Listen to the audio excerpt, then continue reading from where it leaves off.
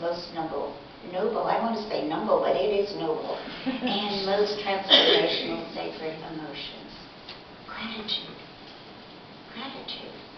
The best prayer you can say is thank you. Everybody gets hung up. I don't know how to pray. I don't know how to pray. I don't know what to say to God. Thank you. Thank you, universal intelligence. Thank you for the knowing that there's something. There is something greater and finer and bigger than my greatest and finer idea. And it is there for me. The universe says yes, and it wants to give me all. Thank you. Thank you. A heart that is trained to be grateful will always grow more humble. And when it grows more humble and loving, it will love all people and all things. It's that simple. A heart that celebrates life to the fullest recognizes the all-good, the all-God. And the all-God in every person, place, or thing. We know that we just don't have the right anymore to say anything about anybody unless it's good. We just don't have the right anymore because none of us want anybody saying anything about us. We don't get to do this anymore.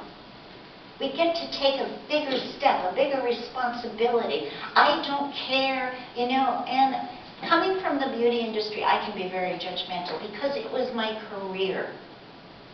And I can. And journaling this morning, it was my prayer I don't have the right. I don't have the right because I don't walk in your shoes. And I don't have the right because I don't know your full story. And I don't have the right because I don't know where you come from. I don't have the right to judge people, and neither do you. And we need to give it up. Will you start giving it up today with me? Will you? Yep. Hello? Okay, yes. Let's start counting our blessings. Let's stop talking about people. You have something to say to people, let's talk and share with them. Share with them, not against them. The 19th century Hindu mystic Ramakrishna quoted saying this: "You can see how evolved someone is from how grateful they are for all the gifts of God." You can see how evolved someone is from how grateful they are for all the gifts of God.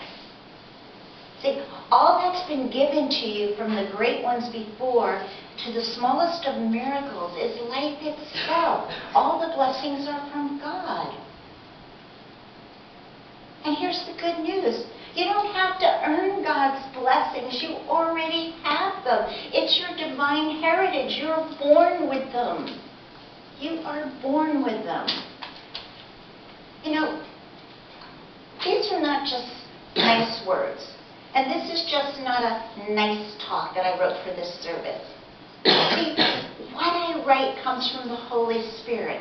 I am only a messenger, and these words are the words of Spirit. So let me say this to you again. You do not have to earn God's blessings. They're already here for you. When I'm passionate and when I believe what I'm doing, these talks write themselves. I think, and then I sit down, and this thing was done by Monday night because it was so on my mind. All I kept thinking about was counting your blessings. You have a divine heritage and a right to all good of God. I wish I could find the words that would be the catalyst that would open every heart in this room so that you would truly accept this truth just for yourself. God is life. God is life.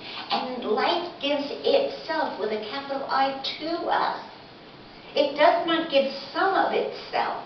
It gives all of itself. But the gift or the blessing without a receiver cannot complete itself in an individual life. Emerson tells us this: we are compelled to perceive that we are the beneficiaries We are compelled, he says, to perceive that we are the beneficiaries, that we stand in the light and the light is all. And then he tells us, and I love this, he says, get your bloated nothingness out of the way of the divine circuit. How many of you get right in the way and say, okay, I got this, God, you can step aside. I know what I'm doing. I love it. I love Emerson, and I love get your bloated nothingness out of the way. It just works for me. So, our thinking must be straight and affirmative, not foggy, not maybe, okay, if I do this perhaps, if I take another class, maybe, if I read that book, maybe if I go to the prayer circle. That's foggy thinking. The universe does not decide what you want, by the way, you decide. So when you send out all these foggy, how many of you go like, my mind is all over the place and I don't understand and I think I'm going to do this and then I think I'm going to do that and then I change my mind again. And like, okay, God, why aren't you helping me? Well, how can God help you? How can the universe say yes if you're not giving a clear message? In the book of Matthew it's written, for by the words thou shalt be justified, and by the words thou shalt be condemned. So what you say is what you create. What you think is what you create. Every I am is a prayer. I am dumb today is a prayer. Don't say that. Don't say that. I am great today. I am happy. If you can't be happy every day and every day, I'm getting better and better. Say that with me. Every day and every way, I'm getting better and better. With a little more energy. Every day and every way, I'm getting better and better. Okay. So, the choice between a blessing and a curse then. We can do anything we desire if we focus and set a clear intention. This is my intention. This is what I know I am going to do. It is clear. There's no doubt about it. I know this. I know this right here and right now. I know it. We can do anything we desire if we will set a clear intention and organize our thinking. Dr. Charles Barker's old religious sciences way back with Holmes and that whole crew, and he was a funny man, but he was a brilliant man, and he said, think of what you want, talk in terms of what you want, expect what you want, and act as though you have it. Act as though you have it. And that is when we do affirmative prayer. We say, this is what I know, and then you say, thank you for it, and release it. That is affirmative prayer. Expect what you want and act as though you have it. So you were put here as children of God. You were put here to love, to give love, to receive love. It's the Father's good pleasure to give you the kingdom. You are entitled to so much more. And importantly, you deserve what the world holds for you. But you get to choose a blessing or a curse. What master do you serve? What master do you serve? Notice it is the faith of God. Faith of God, not faith in God. The faith in God, little g for God, means that God could let you down. The faith of God means the God within. So it's not the faith in God, it's the faith, the faith of God, not the faith in God. So how do we do this? Number one, let's start by blessing what we have and accepting the blessings of God. Second, let's change our focus and stop complaining to love. How about the whole month of December, you challenge yourself every time you start to complain, you go, yeah, I'll try that. Let's see how easy it is. No one ever said it was going to be easy. So I watched a movie the other day, and a line stuck to me, and I wrote it down. It's easy, and I don't remember the movie. It's easy to quit. Okay? It's easy to quit.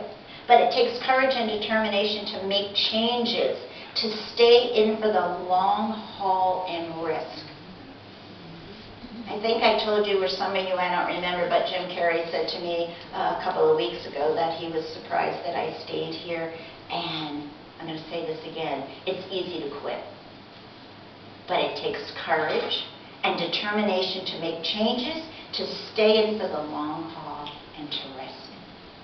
If you do not love what is, then you need to go into meditation and ask yourself, what needs to happen here? All you have to do, take a piece of paper and write what needs to happen here, and let your hand write the answers for you. You know, it's not enough that you come here on Sundays, and believe me, you need to come here on Sundays, but it's not enough. And it's not enough to do daily meditation and prayer for yourself and others. Important? Yes, not enough. What's enough is living in total gratitude for all that you've been blessed in your life, from the small, mundane, to the large and the fantastic, to the trials and the tribulations, and to the joys and the sorrows. This is called life. This is what life does. And unlike the weather, we can't control it. We can only control what we do. So I want to end with Don Miguel Ruiz wrote a prayer called the Circle of Fire Prayer. I don't know how many of you heard it, but I want to read it to you. So it says, this day on November 25th, 2007, the day of the Lord, when the divinity returns to us, when living our free will with all the power of our spirit, we decide to live our lives in full communion with God, with no exceptions. We will live our lives with gratitude, love, loyalty, and justice, beginning with ourselves and continuing with our brothers and our sisters. We will respect all creation as a symbol of our love communion with the one who created us, to the eternal happiness of all humanity. And thank you. So ends this lesson, and so begins a very precious